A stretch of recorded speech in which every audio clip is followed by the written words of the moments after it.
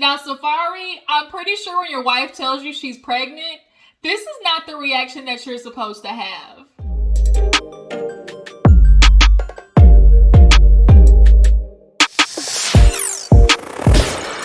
Hey y'all, your girl G here. Welcome back to my channel. We're back to talk about Love and Hiphop Atlanta. Now, I know I missed last week's episode. I actually still haven't even got a chance to watch it, but that's okay. I really don't think not too much happened.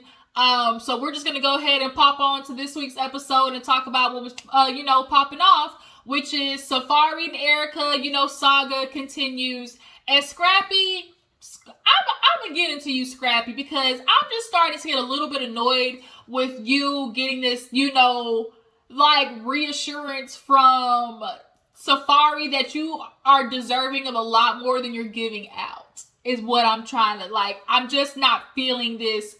I'm doing so much for Bambi. What can I get in return? I'm really starting to get annoyed. But we'll talk about that part when we get there. I appreciate y'all for tuning in. Y'all know what it is. Go ahead and like, subscribe, all that good stuff. If you're new to my channel, how you doing? What's up? Welcome over here to GG with the Juice. I appreciate you for clicking on the video. Now just hit that subscribe button so you can become a member of the fam, okay? So let's go ahead and get started with the episode. We open up with Erica Mena. Erica Mena, y'all, is a beautiful girl. I think she overdid it with the lips, and then I think she got her teeth done to subside the way the lips are looking. But nonetheless, overall, Erica Mena is, a beautiful young lady. Here it is, she's pregnant again. Baby number 2 in this marriage that clearly is not working. I guess they actually filed for divorce and are serious about it this time. From what I'm seeing, on the Shade Room and on news reports. So at this time, things are slowly but surely getting better with Safaree. Apparently he apologized. And now she's ready to, tell him that she's pregnant. In some scenes, she looks pregnant as hell. In other ones, she looks like, she can hide it better. But the photo that she took was beautiful. It was a pretty photo, but she's just talking about how, she just wants her and Safaree to get back on track because she feels like they're soulmates. I feel like sometimes people can convince themselves of things that aren't there because of, that blind, rose-colored glasses, or you be in love and stuff, and you're not seeing all the freaking blinking, red flags coming your way. But moving on, we have Yandy's party. Now, this was actually the photo that went viral, or the little short video that went viral where we first saw Karlie and Lamar together. It was this scene right here. So everybody shows up. Everybody hasn't really been out because of COVID. So this is kind of the real, first time that everybody's getting together. Bambi and Scrappy are getting out. Safaree and Erica Mena, he somewhat apologized and they're finally getting out. So everybody's there first. And there was this part where Scrappy was talking about, how much he be doing for Bambi. He's like, no. Somebody was like, what did he say? Something about rubbing feet. And he was like, well, no, how come you don't rub my feet? And it's like, he feel like because he bring her breakfast in bed and, he does that's supposed to make up for the other majority of the month where Bambi is handling everything and she's pregnant while doing it. And Bambi just let him basically talk out of his ass and make okay, yeah, you do it so much, Scrappy. Men feel like because they do something once a week or once every 2 weeks, that suffices every other day, a part of the year and the month that you ain't doing shit. You brought her breakfast in bed. Thank you. But how about, can you wash the dishes, do the laundry, take care of the kids, help them with their homework, play with them a little bit, distract them so I can get a nap? That's what they want. We don't want these little moments of breakfast in bed because honestly, that's 30 minutes of effort in comparison to a whole day of work that you're still expecting me to do as a woman. Bambi was sitting there man, whatever, run your mouth because we know what the truth is. I know Scrappy. Scrappy is just like every other man. They feel like their balls just don't allow them to get out of their prideful ways and help around the goddamn house. I just don't get it. Y'all really be believing women are built-in servants and maids to you niggas, and it bothers me. It bothers me. Men have just been really disgusting me lately. So Karlie, she come walking in and got big ass Lamar Odom with her, like you can't miss him. So when he walked in, everybody was like, the fuck? Like, what is Lamar doing here? And then she had the nerve to introduce this Lamar Odom, bitch, duh. Yeah, we know who Lamar Odom is. So obviously the girls were asking about him, like, okay, what's going on? What's the tea? And she just said, look, we're just getting to know each other. Usually any other time, she's like, I would rush into things. I would have sex. You know, we would be fucking and I'd be like, we in a relationship. And it's like, yeah, Karlie, it's pretty obvious how your relationships were going in the past, that's what was happening. It was literally based off infatuation instead of a real relationship. So her and Lamar are taking things slow, but you could definitely tell Lamar in this scene was very uncomfortable. He just looked uncomfortable. That's all I can say. Like, he just looked uncomfortable.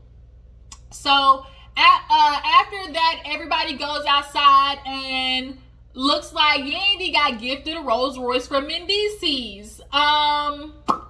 I got the question everybody else is, was asking. Mendices, so where you get this money from? My nigga, where did you get the ducats for a Rolls Royce from? Now, I know you get it on consignment price. I know you get it for, lower because, when celebrities, show cars and stuff like that, they give them a little discount. Maybe he leased it. Maybe he, there's a lot of people be leasing cars too, so maybe he leased it. But still, everybody wants to know, like, did you have some drug money saved up that you might have buried in the backyard or something? Like, what is it? Because you just got out of prison, so it's like, what you working on that got you being able to afford a Rolls Royce? But nonetheless, Yandy got it. She's happy about it. And it is what it is. So after that, what happens? What happened after that? Baby Tate, young Baby Tate, you guys. Poor little Tink Tink.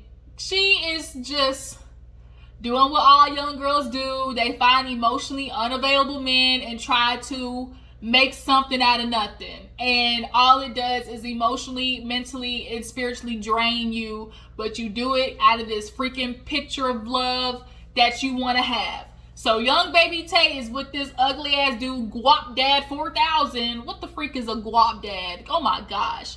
The rap names, the kids' rap names these days. Oh my gosh. So yeah, he is like an up and coming artist, Grammy nominated apparently. And they go to the beach and they're having like a good old chill time. She feels like because he asked about, her life, it's real. She's like, he's, not like any other guys. He, asks about my life and he actually cares. Yeah, that's how they do it. They're so good at making it seem like they care. But when you look at their actions show otherwise. She asked him, would you go to Jamaica with me? Because I want it to be a vacation, but it can't really be a vacation without the bae. And he was like, well, my brother's getting married, so I have to fill you in on that one. So she's like, well, in the meantime, I'm in LA. You get your friends, we can get my friends, and we can all be friends. So they end up going back to her Airbnb, and, Brittany B's there. And they're all just kind of sit there chilling. She sits on his lap. And the girl Brittany was like, oh, don't y'all look so cute? And she was like, just kind of looking at him. And she's like, so what's going on? And he's kind of like,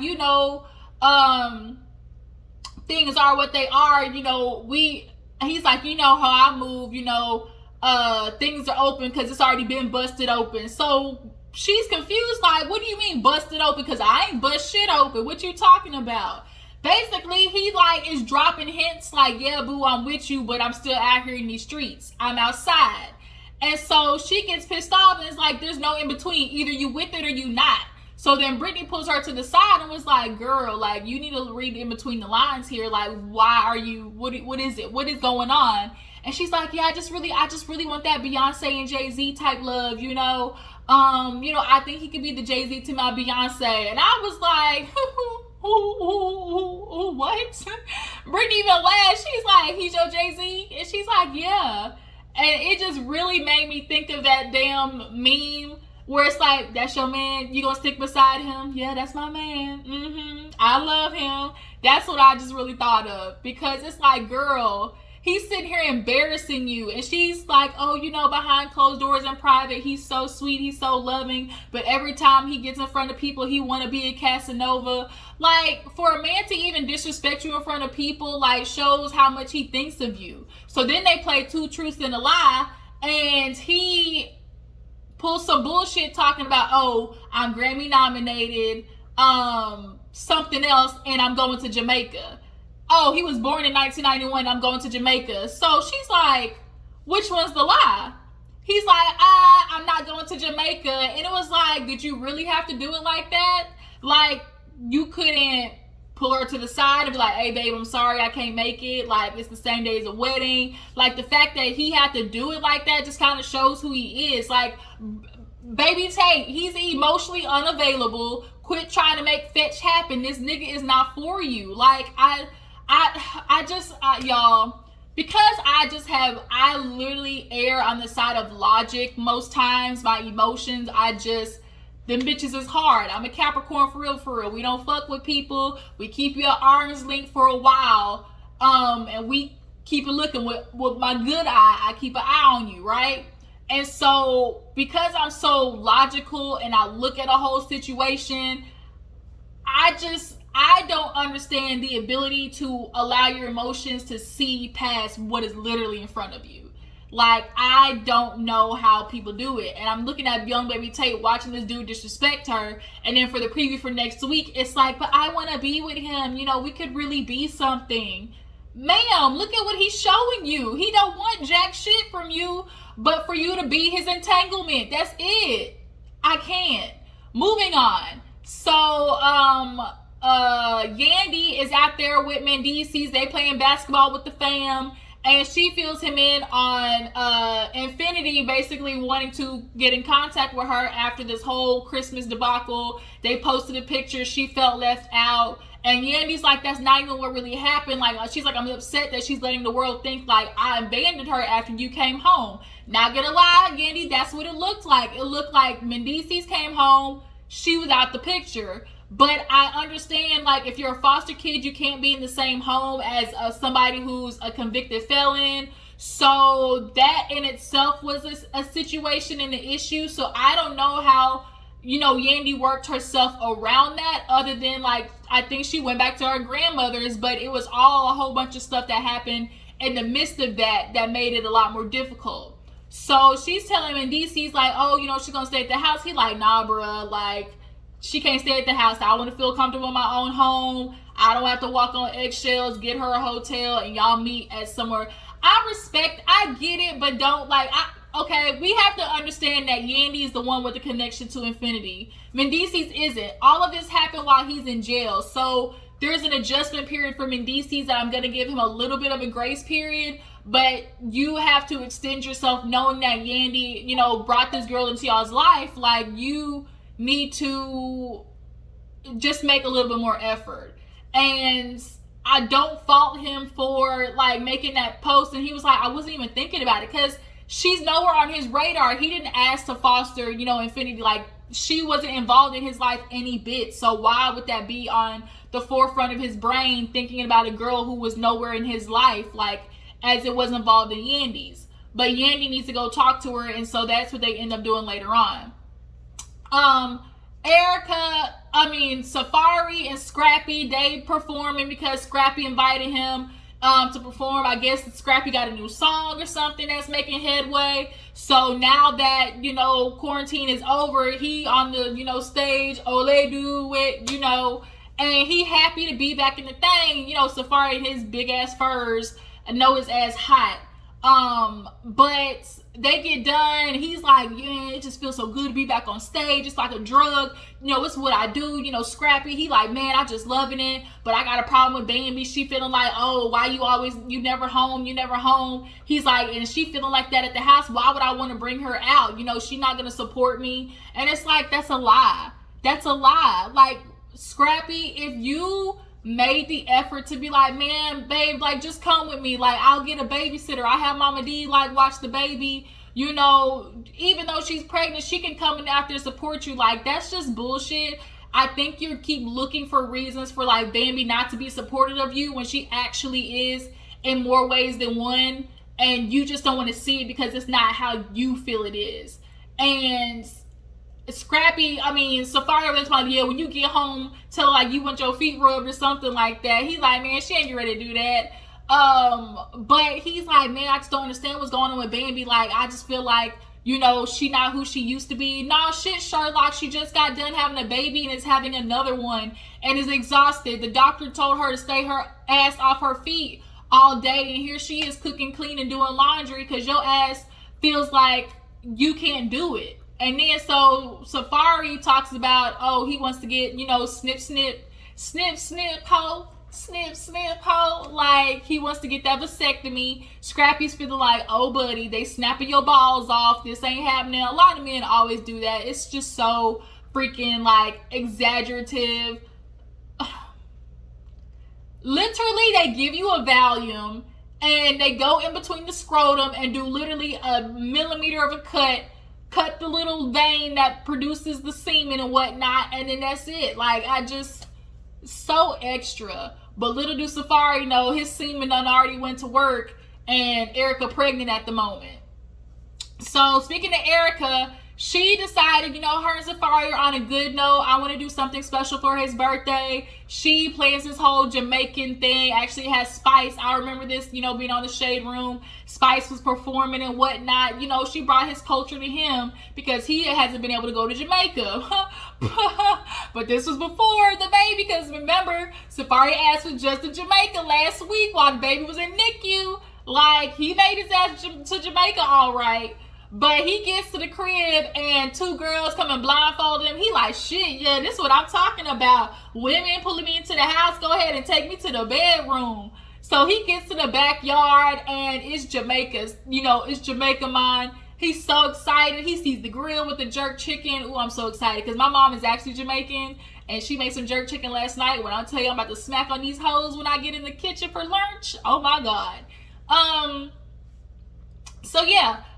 He's super happy. He's loving it. Spice performing, got all the girls shaking ass, you know, doing the poom poom dirty wine, you know, and he's so excited. He's like, oh my God, you know, I just want this every other day. Like, this is what I want. Like, this is what I'm expecting. And it's like, you always want this amount of effort from your wife, but what are you giving to her? I know men are always talking about like this like the effort that you want from your wife. But the effort that you get from your wife, I just want you to genuinely ask yourself, am I giving that same effort back? A lot of men aren't honest with themselves when it comes to their manhood and this leadership role that they play in the house. Like, there is just a lack of accountability on man's parts, and their easiness of like not taking their women into consideration when it comes to more effort other than providing financial security of going to work. But she's like, oh my God, he's in a good mood. This is the perfect time to tell him I'm pregnant. So she sits down. It's like, I have something to tell you. She pulls out the phone. He looks at it and was like, bitch, what? You pregnant? Oh. So it's quiet. And he just thinking, he like scratching his head. He doing a little bit of this. He like, okay, you pregnant. She like, say something. He was like, you know, I mean, you know, I just know it's going to be a lot. Like, we just got done having this baby. We're finally in a good spot. Like, now we got to start over again. Yeah, that's what happens. Now the question is, are you going to be better? Like, you have now the opportunity to do better with this one where you were lacking on the first one. But Erica's kind of getting the reaction of like, he's not excited, which I'm sure in the beginning he's not, obviously, because he just talked about a vasectomy. So it's kind of like, what the are we gonna do? And so she's telling him, like, she's asking, like, tell me what it is that you're concerned so we can try to fix it before the next baby comes. But all he can say is, man, I don't know. And he gets on his, you know, four-wheeler and jets out of there on a wheelie. Should have fell over and knocked his goddamn head and knocked some screws back into place because he acted so goddamn stupid. So last but not least, we get to Yandy seeing Infinity to talk about the Christmas post. And she's asking how she's doing, checking up on her and whatnot. She's like, the last time I saw you was Thanksgiving, but I didn't come down for Christmas. And Yandy's like, but you were invited. And she was like, no, I don't really feel like that was an invitation. I just feel like you were telling me what y'all were doing. Like there wasn't an invitation. I really, from the conversation that we see with Yandy and Infinity, you can just really see like those foster kid insecurities just popping out. They are screaming in this scene of just abandonment, of just sensitivity. You could just tell like she kind of built up this kind of whole story in her head of like she was secluding herself on top of Yandy, not necessarily giving her, like, I think she always wanted Yandy to read in between the lines. And you can't ask somebody to read in between the lines and create a solution or scenario from half information that you're giving them. And she was doing that. She was making actions and then expecting Yandy to react one way, and when she didn't, like, you would get mad at her other than just telling her what you need. So Yandy's like, no, like, you need to be honest. Like, I told you, apparently there was the older dude she was messing with. She's like, I said, if you continue to talk to him, you cannot live here. So you live with your grandmother. So she's like, well, I don't feel like just because that happened, like, you didn't just, like, have to drop me off. Like, you didn't have to stop talking to me. So I really feel like Yandy obviously was occupied with Mendici, so that two truths can exist at the same time. I think that Yandy definitely subconsciously was distancing herself from Infinity, but at the same time that was happening, Infinity was secluding herself and creating issues because that's all that she's used to. When people are only used to chaos, they'll create it for themselves.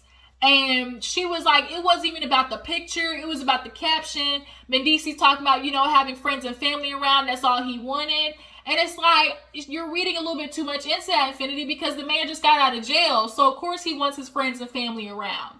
But her foster care insecurities is like, well, I'm not a part of the family, like he must clearly be talking about me. And it's like I just think, had Yandy been like, okay, I can see how that could be misconstrued and you feel that way, that would have helped. But also, Infinity, you just have to understand too, like, if somebody places rules and you're living in their household, like, that's what the rules are. And you can't be mad when she told you, hey, if you do this, you're going to be out. Like, that's what a mother does. So now she's feeling like, oh, you're not getting it. You're not trying to understand. You wouldn't even be, I think she said Sydney, like, oh, if this was Sydney, you wouldn't even be doing this shit on camera. Like, I don't even want to talk to you right now. Like, this is done. And it just really just looks like Infinity, like, first of all, she needs some therapy. Like, Yandy, you getting this girl therapy? Because, knock, knock, knock. Hello, is Missy Yala Van Zant there? Because that's what she need. And I don't know. I just don't know what she's necessarily looking for from Yandy. I get that she wants to be a part of the family. Like, now she's in college and stuff like that. But she also has to put forth the effort. And I think she's looking for Yandy to go more than half of the way. But that's not fair. Like, you've both got to meet each other. And she's like wanting this moment of chasing, like Yandy to chase her. And it's like, she can't do that. For Infinity, she can't. And for her, Infinity views people chasing her as a form of love because she didn't have it growing up. So it's like, oh, somebody's constantly doing this effort to show that they care. That's what it's going to look like, right? That's her version of seeing love. But you gotta come forward too. Like I said, you gotta meet her at halfway, Infinity. You really do. And talking about a book and all that type of shit, putting it on Twitter, like, that didn't help. So now we see the preview for next week when Mendici looks at her and was like, how can I trust you? Like, you blasting our family online and now you want me to accept you? Like, that's going to be hard. So, yeah, that was pretty much Love and Hip Hop. There wasn't too much, but just enough. So, I will see you guys. And what's the next thing coming out? Married at First Sight is back, y'all. I'm super excited. Married at First Sight is back. Tell me what you thought about this episode. Do you guys think that young Baby Tate will finally be able to get Guap Dad out of her mind? Do you guys think that Safaree and Erica Mena's storyline is actually real? People are feeling like this shit is fake. Do you guys feel like it's real or fake? Y'all drop down in the comments, let me know. Make sure you like, subscribe, post, tag, all that good stuff. Share the video if you would like, and I will catch you guys later. Deuces.